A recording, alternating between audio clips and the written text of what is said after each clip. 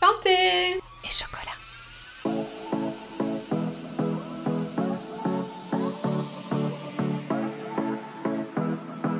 Bonjour et bienvenue dans Santé et chocolat, le podcast qui sème les graines d'une vie plus saine tout en gourmandise, où j'aborderai avec vous la nutrition selon une approche métabolique et holistique. Je suis Céline Faustin, diététicienne nutritionniste depuis 2005, spécialisée dans le rééquilibrage alimentaire avec des notions de psychonutrition et de micronutrition. Derrière chaque épisode se cache un peu de mon parcours, mon histoire avec la nutrition, mais aussi beaucoup d'expériences vécues auprès de mes patients. La compréhension du fonctionnement de votre métabolisme est une notion essentielle à mes yeux et je vous le partage ici dans ce podcast. D'ailleurs, j'aborderai les thématiques comme la perte de poids, la productivité, la prévention santé, le sucre, des sujets qui me passionnent et qui sont la base de mes accompagnements. Seule ou avec des invités, je vous partagerai mes conseils simples et applicables instantanément dans votre quotidien. En toute sérénité, vous allez acquérir les connaissances dont vous avez besoin pour vous permettre de vous sentir bien dans votre corps, votre esprit et votre assiette. Installez-vous confortablement, prenez votre boisson préférée et un petit carnet. Je vous souhaite la bienvenue et une belle écoute. Hello et bienvenue dans ce nouvel épisode. Aujourd'hui, nous allons parler d'un sujet fondamental, le rôle du tissu adipeux dans la régulation de l'appétit et du métabolisme. Le tissu adipeux, ce sont nos cellules graisseuses, nos réserves de graisse. On entend souvent dire que la graisse est notre ennemie, qu'il faut absolument la faire disparaître. Pourtant, elle a un rôle bien plus complexe qu'on ne le pense. Et dans un monde où la perte de poids est souvent réduite à un simple calcul calorique, il est en fait essentiel de comprendre que le tissu adipeux est bien plus qu'une simple réserve d'énergie. Il agit en fait comme un véritable organe endocrinien produisant des hormones et influençant directement nos sensations de faim et de satiété. Si en théorie, plus nous avons de graisse, moins nous devrions avoir faim, eh bien, pourquoi certaines personnes en surpoids ressentent-elles constamment l'envie de manger? Pourquoi le corps continue à réclamer de l'énergie alors qu'il dispose déjà de réserves importantes? Eh bien, c'est ce qu'on va voir dans cet épisode. On va voir du coup aussi le rôle protecteur du tissu adipeux, son lien avec l'appétit et la leptine, et puis aussi pourquoi l'inflammation perturbe ce mécanisme. Évidemment, je vous donnerai à la fin des solutions concrètes pour rééquilibrer votre métabolisme et retrouver une satiété naturelle. Évidemment, je vous parlerai de mon programme de détox de printemps qui est disponible en ce moment et qui vous aidera justement à réguler l'inflammation et à relancer vos mécanismes de sensation alimentaire, dont la satiété. Alors déjà, nous allons parler du rôle du tissu adipeux. Parce que, contrairement aux idées reçues, la graisse corporelle n'est pas uniquement un stockage de calories en trop. En fait, elle va jouer plusieurs rôles essentiels dans l'organisme. Premièrement, un rôle de protection mécanique. En fait, elle va amortir les chocs, protéger certaines zones soumises à des pressions importantes comme la voûte plantaire et les fesses. Ensuite, ça a aussi un rôle d'isolation thermique, puisque certains types d'adipocytes, comme la graisse brune, va produire en fait de la chaleur, qui du coup va aider à maintenir la température corporelle du corps. Aussi, c'est évidemment une forme de stockage d'énergie.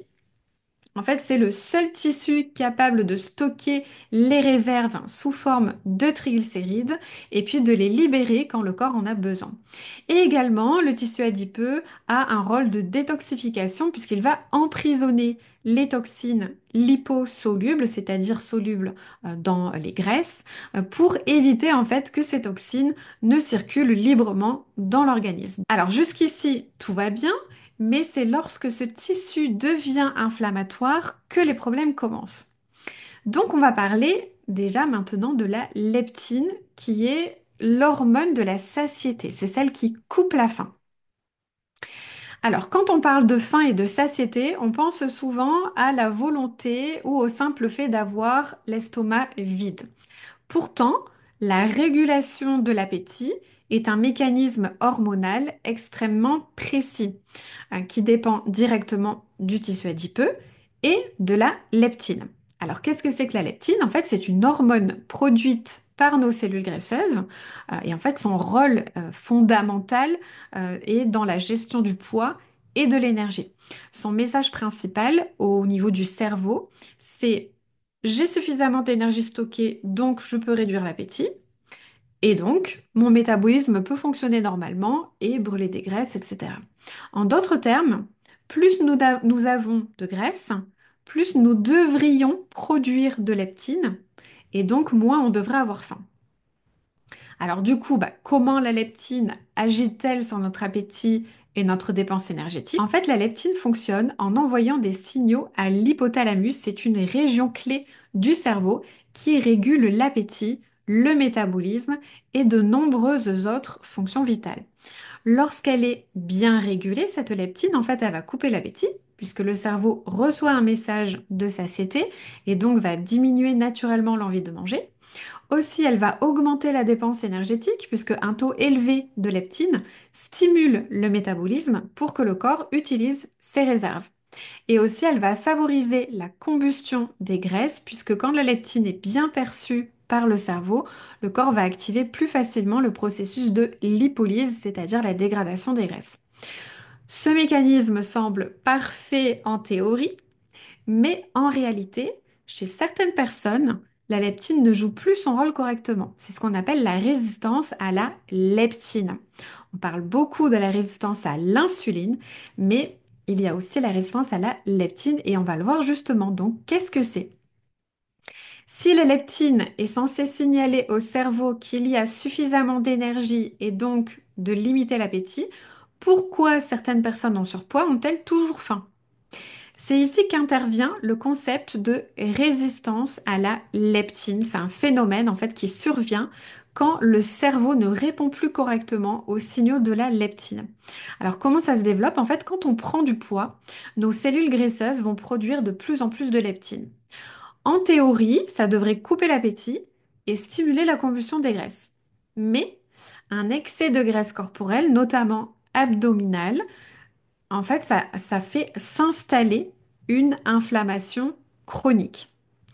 Or, cette inflammation va perturber la signalisation de la leptine et donc empêcher le cerveau de recevoir correctement son message. Et donc, il va se passer deux choses.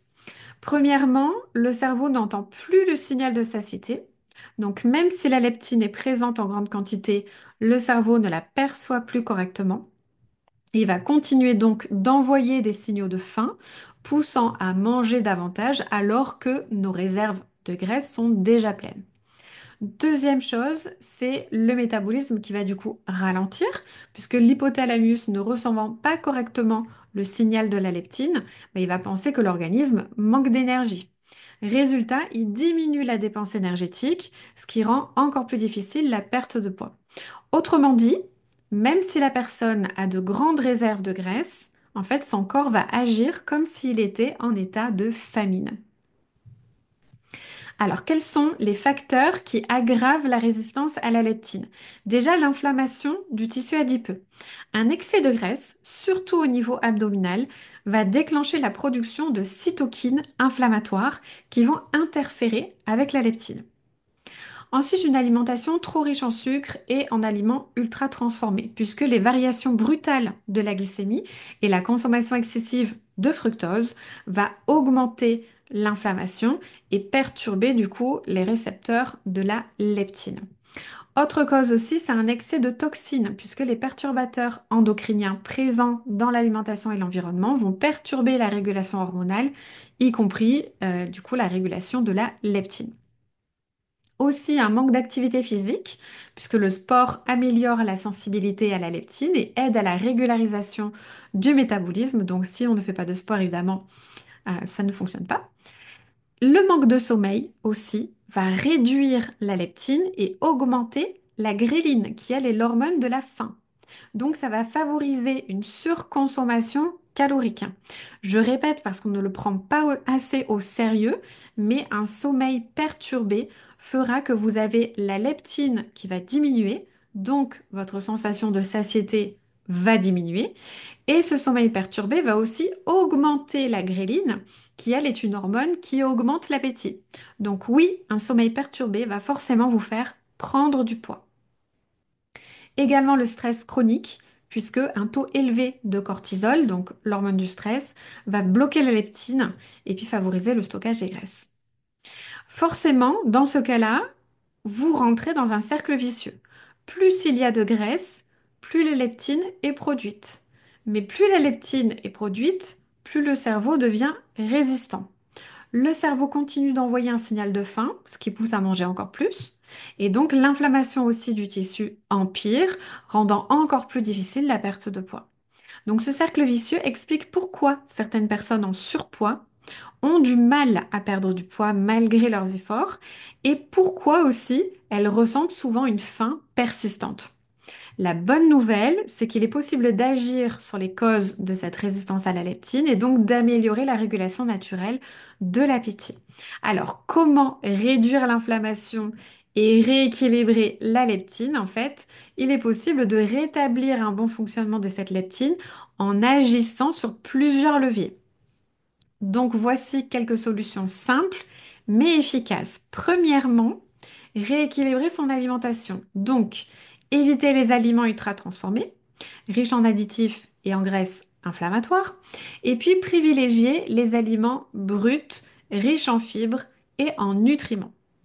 Deuxièmement, réduire les sucres ajoutés et les glucides raffinés, puisque les pics de glycémie, les montagnes russes de la glycémie dont je vous parle souvent ici, c'est inflammatoire, donc ça favorise la résistance à la leptine.